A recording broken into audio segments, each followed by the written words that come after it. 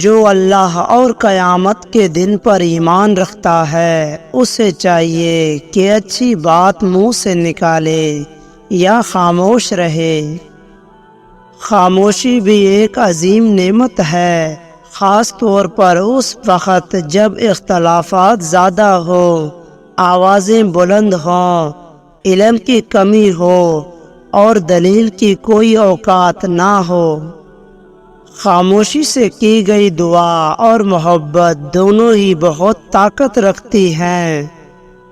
ناراض آدمی کو پیار سے خاموش کرو، بیمار انسان کو نرمی سے خاموش کرو، کنجوس کو سخاوت سے خاموش کرو اور جھوٹے کو سچ کے ساتھ خاموش کرو۔ خاموش رہنا بہت مشکل ہے، لیکن خاموشی بہت بہترین انتقام ہے۔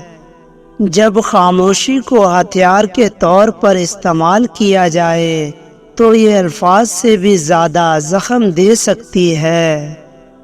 زبان کسی بھی شخص کی اچھی یا بری شخصیت کے راز کو اگل دیتی ہے۔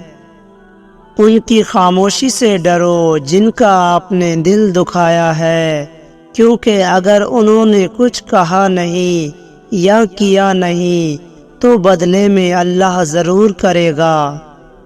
کبھی سنا ہے کیا کہ انسان کو اس کی عاجزی لے ڈوبی ہو، انسان کو اس کا تکبر لے ڈوبتا ہے۔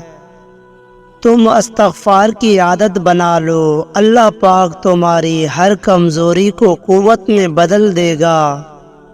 موت کو روزانہ یاد کیا کرو، اس سے دل نرم ہو جاتا ہے۔ Please subscribe my YouTube channel and like share this video. Thanks for watching.